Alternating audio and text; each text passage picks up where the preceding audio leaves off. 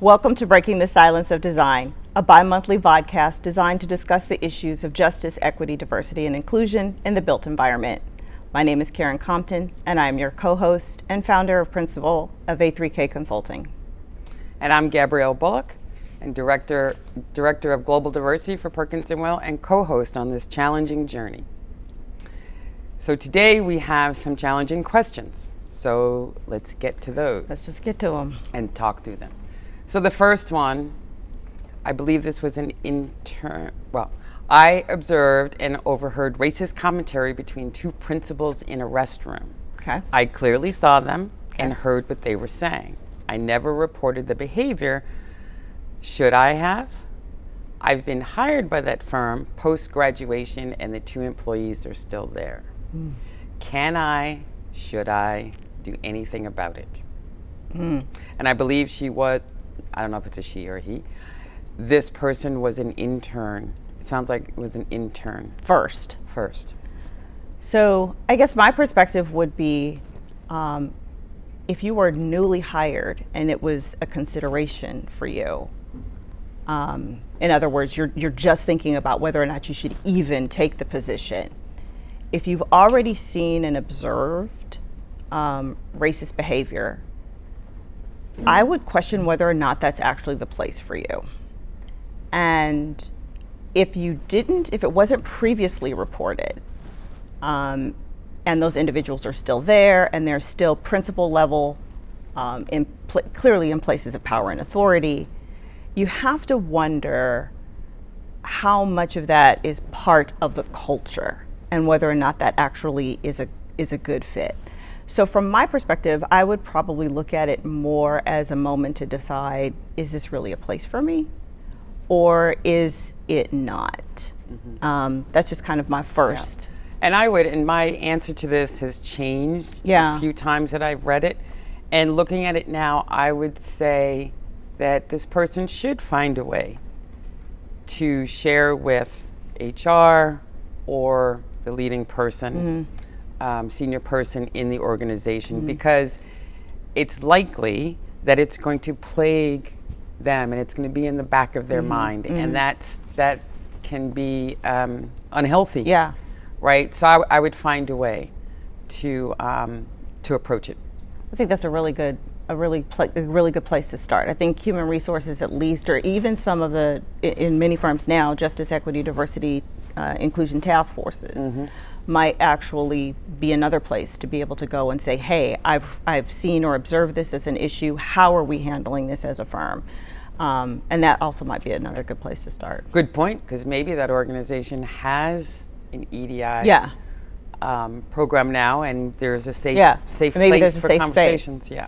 Okay, so this next question is a little bit long. So here are all the pieces of it. A little over 3 months ago, I started a new position at a firm where I manage 30 interior designers. I am the only person of color in my office and the youngest in a management position. Designers are complaining to my boss that they do not want to be managed by me because of my age, but I feel like race might also be a factor but wasn't mentioned. They feel like someone who is young enough to be their daughter shouldn't tell them what to do. My boss addressed it with me by just saying, it's not your problem, it's their problem. They have to learn how to deal with it, but if you don't deal with it, it's going to start to affect the business. I was an interior design professor in my previous life, and I do things in a pretty structured way. The CEO of the company and my boss all love this about me, but the designers don't like the way I manage. They think I come off using too many big words and make them feel condescending.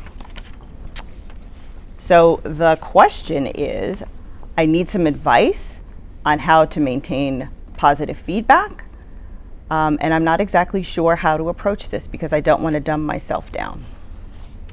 A couple of things. The first thing that I would offer is that their boss's response totally inadequate. Yeah. If this is your organization, you're in charge, this has to be your problem. Couple of things here. I think the boss's problem. Right. So a woman, right? A woman Black, only Black person in the organization. And young. Young, super smart, was a professor. I think that all of those things rolled up can be intimidating for some. So the only suggestion that I have on modification of behavior is sometimes when you've been a professor, you can come off as professorial. A little academic. Little academic and even somewhat superior. So I would, if it's important to deliver a message and get the message heard, then you might want to consider modifying your communication style so that the message is heard. I think that there's always going to be some sort of uncomfortableness by others as long as this person is the only Black person in the organization and continues to climb the ladder with responsibility and managing a team. So there's nothing you can do about your age, but maybe just find a way to not dumb it down, but perhaps change how it's delivered. So one of the things I noticed in here is that the person indicated that they've been in this position for only 3 months. So it's been a short period of time. So I think when you have a short period of time in which you're in a new position, you have an opportunity to kind of do like a 90-day check-in. Far enough along to know how you work, their working style and your own, and not far enough along to be jaded. So maybe at that 90 days, I would pull everybody back together and say, okay, let's do a check-in. Let's kind of examine what's working and what's not working. How do I need to communicate with you, and how do you need me to communicate with you, and how am I communicating, and vice versa. Right. So that there is some kind of check-in, if you will, or without placing blame. Because as soon as we go down the rabbit hole of blaming other people or calling a situation racist when it may not necessarily be that we don't get to any level of resolve. So I think that might be another way to try and go about it as well. I think that's a good point about the 3 months. I had forgotten that it was a short period of time, and I think 90 days is a good check-in. Ask for a 360 review. Yeah. For everybody. And even after that, I mean, I've done this as well. You know, even after that 90 days, check back in with the team following that. After you had that touch point to say, this is how we're going to communicate forward, check back in another 90 days and see, is it working? Is it not? What needs to be adjusted? There are certainly challenges in being a young leader, and there probably, I know this factually, they are magnified by being not just a young leader, but being a woman or a person of color. So I think over communicating, which can be a little bit much sometimes, is at least a good place to start, and then kind of go from there. Okay, next question. During Black History Month, I was overwhelmed by the number of Jedi-related events I was asked to participate in, and continue to be. This in addition to my regular job. How do we avoid burning out people of color as the industry grapples with diversity, equity, and inclusion? Ooh. That's such a hard question. I think it's incredibly important that people who are not people of color own their need to educate themselves about white supremacy and race and racism.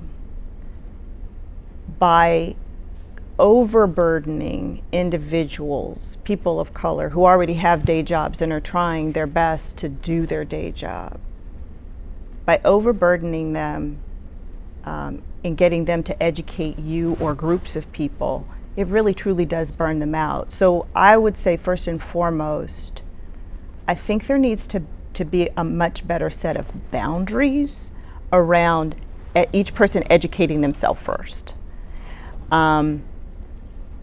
Otherwise, we're going to kind of burn out staff. and leaders for that matter. Yeah. What are your thoughts? Well, I think that we can feel completely comfortable telling folks, whoever they are, I live this every day, have lived it all my life. The fatigue is real. Thank you, but no thank you. I'm not the one to take you through this. Yeah.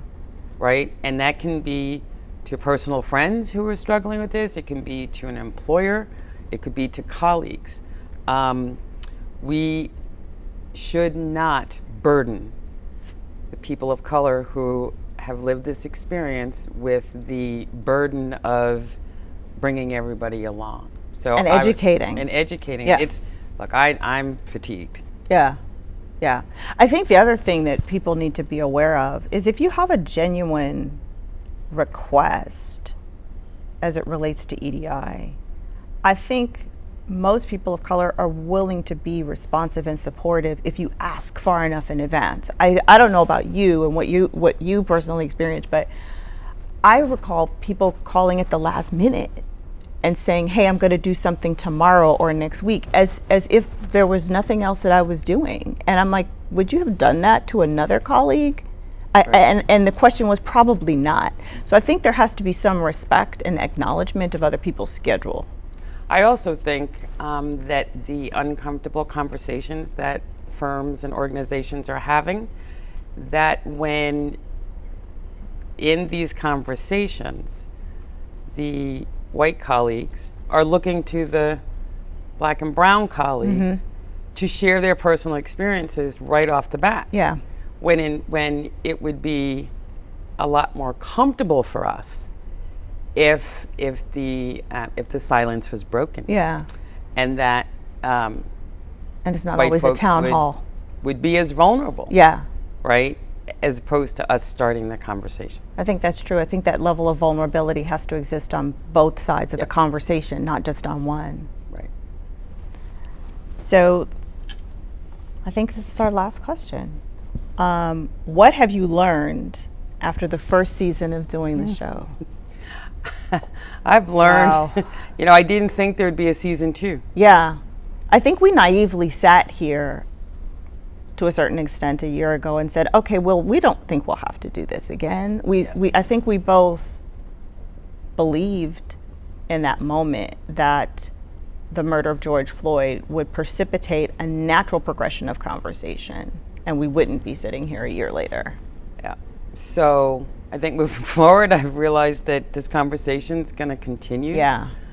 I'm hopeful that the conversation turns to examining and exploring all of the actions and the movement, and not so much the why, or convincing folks that this is an issue to be tackled. Yeah.